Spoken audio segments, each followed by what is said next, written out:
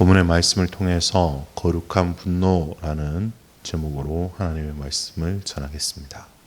거룩한 분노라는 제목입니다.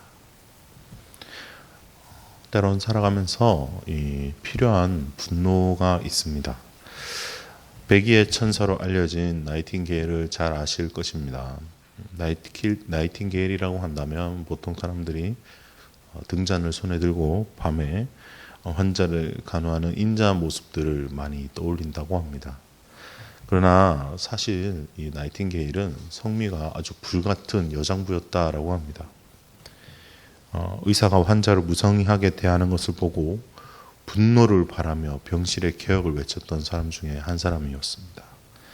특히 그녀는 크림 전쟁 중에 부족한 약품과 물자를 여러 번 신청했지만 군 당국에서 내어주지 않자 직접 망치를 들고 군수창고 문을 부셔가지고 필요한 약품을 챙겨갔다라는 일화는 아주 유명합니다. 그녀의 분노는 많은 사람들을 살렸고 또 살리게 되는 계기가 되었습니다. 이렇게 또 거룩한 분노를 표출했던 한 사람이 있는데요. 바로 미국의 16대 대통령인 아브라함 링컨입니다. 링컨은 수많은 일들을 했지만 그 링컨의 가장 큰 업적은 노예제도 해방이었겠죠. 링컨이 노예제도의 해방에 대해서 원동력을 가질 수 있었던 사건이 있었습니다. 그는 이웃으로 지내던 한 흑인 여자가 가족을 떠나 노예로 팔려가는 것을 보며 손가락을 깨물며 화를 냈다고 합니다. 그의 거룩한 분노가 노예 해방의 원동력을 가져온 것이었습니다. 오늘 본문에서도 주님께서 이 거룩한 분노를 표출하십니다. 구체적으로 말씀을 살펴보면서 주님께서 왜 분노하셨는지 함께 알아보도록 하겠습니다. 첫 번째 이유입니다. 주님께서 분노하신 첫 번째 이유는 외식하는 자들 때문에 분노하셨습니다. 오늘 본문은 소위 마태복음의 7가지 화선포라는 주제를 가지고 있는 내용인데 그 중에 4가지 화선포에 해당하는 본문입니다. 오늘 이 화를 선포하시는 대상이 바로 외식하는 서기관과 바리새인들이라고 규정되어 있습니다.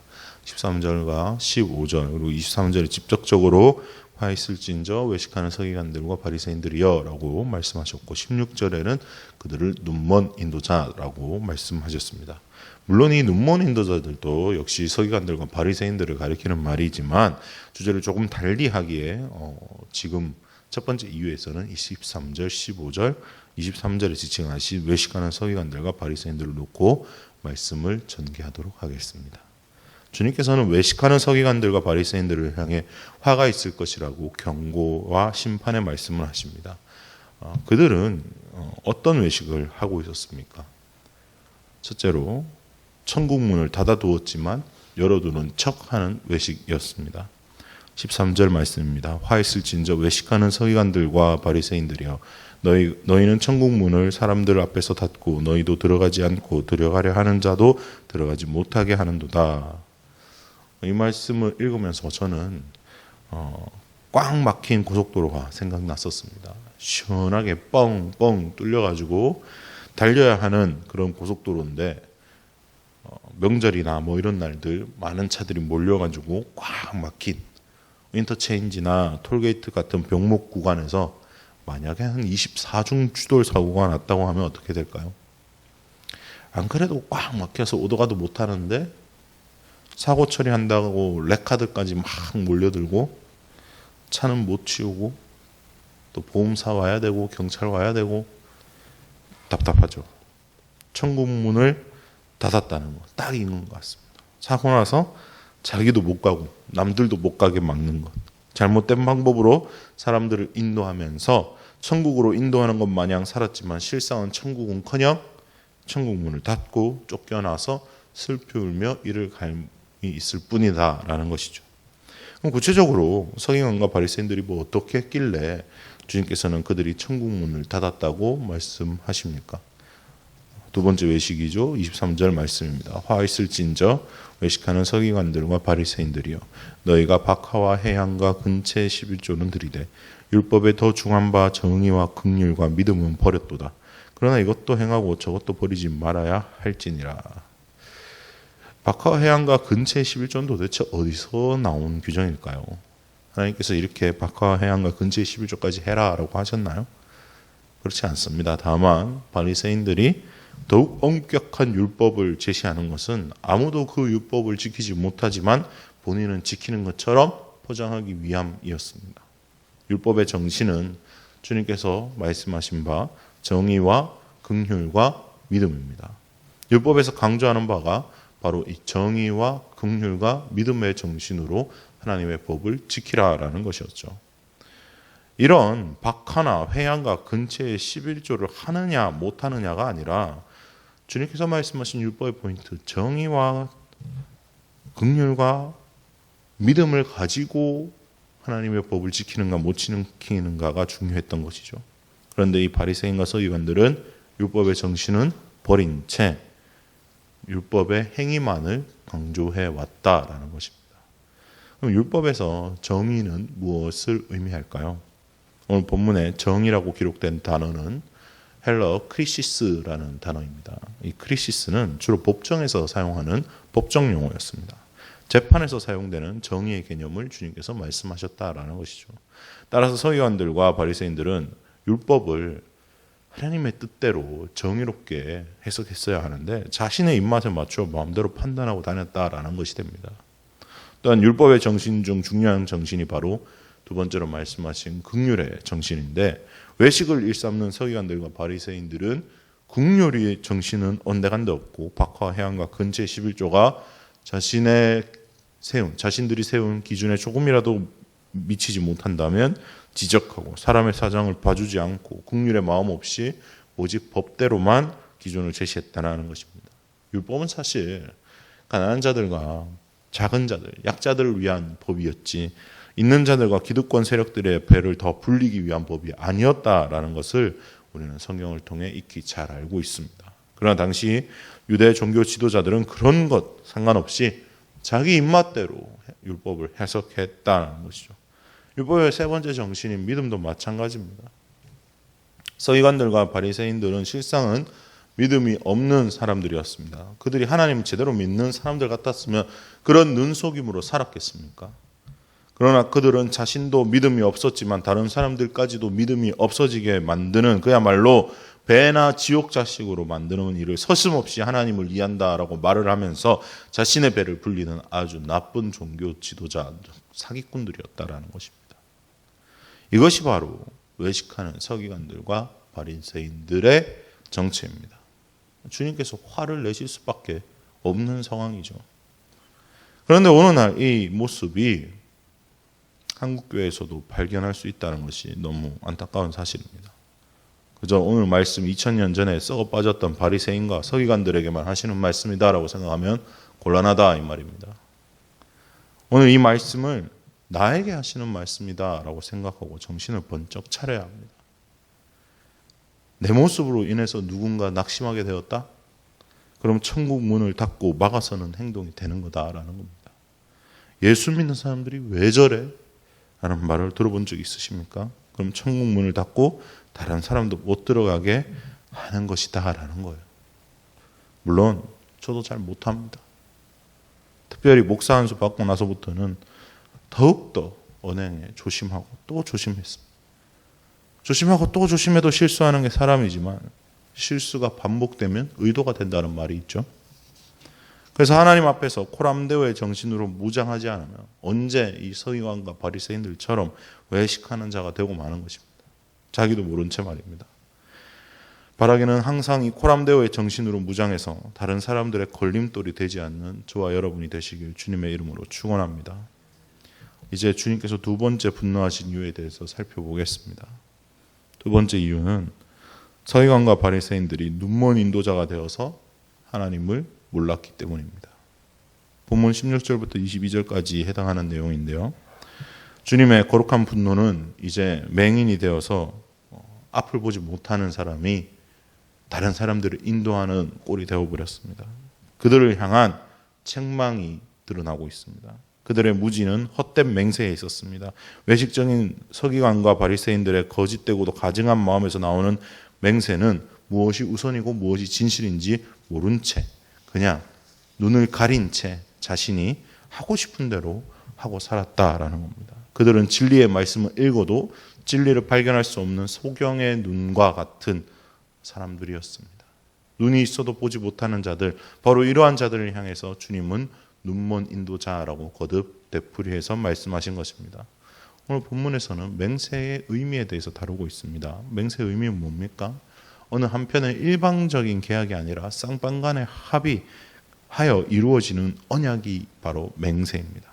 하나님께 대한 약속이든 사람에 대한 약속이든 약속은 그 지키는 데서 가치가 있습니다. 약속은 반드시 정표나 증거물이 있기 마련입니다. 구약에서 보면 하나님과 노아 사이의 언약은 무지개였고 아브라함과 아비멜렉은 양과 소를 취하여 언약을 세웠었습니다. 이처럼 약속에는 징표가 있습니다. 그 징표는 쌍방간에 언약이 합의했다라는 증거가 되며 서로에 대해서 구속력을 가지게 됩니다. 그러므로 한번 약속한 것은 어느 한편에 의해서 함부로 파기될 수 없는 것이에요. 맹세가 이처럼 단단한 구속력을 가지고 있고 또 함부로 파기할 수 없는 것인데 서기관과 바리새인들은 이 맹세의 의미를 모른 채 남용했다라는 것입니다. 주님께서 말씀하신 바 모든 맹세는 하나님께로 이룹니다.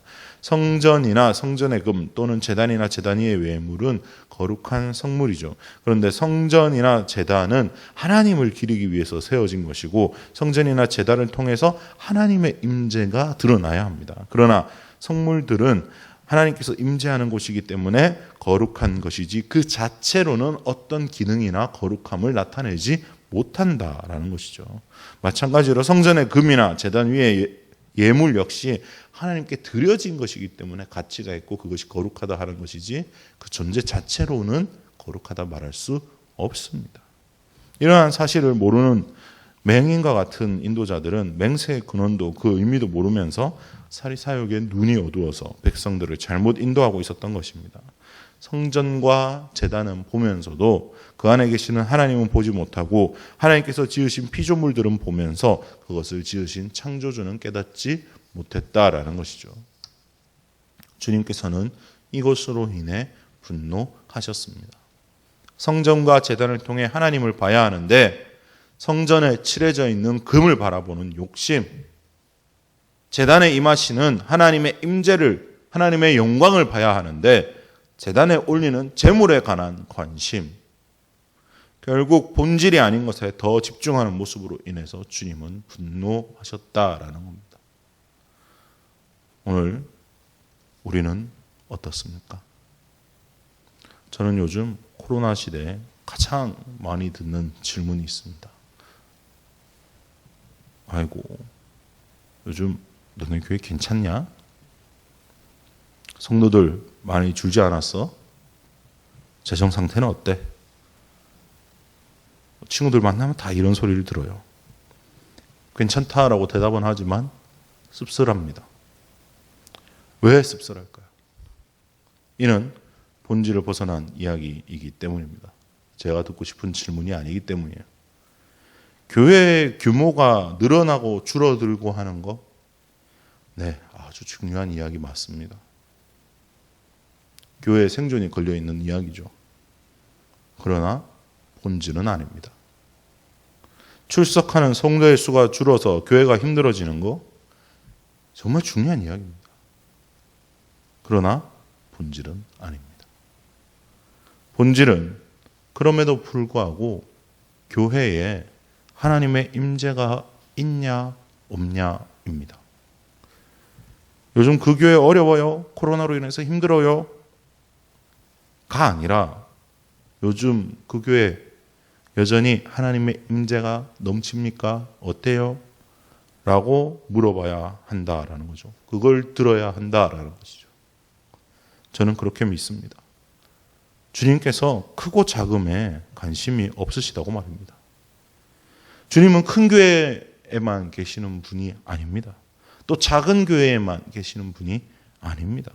주님은 주님을 간절히 찾고 또 찾고 또 찾는 사람들이 모인 그런 교회에 오시는 분이십니다. 이 본질이 회복되면 아무리 코로나가 설치고 다녀도 교회가 무너질 일이 절대 없습니다. 주님의 임재를 찾는 사람들이 모이는 곳, 그것이 바로 교회여야 하기 때문입니다. 그것이 바로 교회의 본질이기 때문에 그렇습니다. 오늘 주님의 임재를 간절히 찾는 저와 여러분으로 인해 예배드리는 이 자리에 주님의 임재가 차고 넘치기를 소망합니다. 이제 마지막으로 주님께서 분노하신 세 번째 이유에 대해서 간단히 말씀을 전하고 마무리하겠습니다. 세 번째, 결론적으로 주님께서 분노하신 이유는 뭘까요? 따라해 보겠습니다. 사랑하니까 분노하신다. 그렇습니다.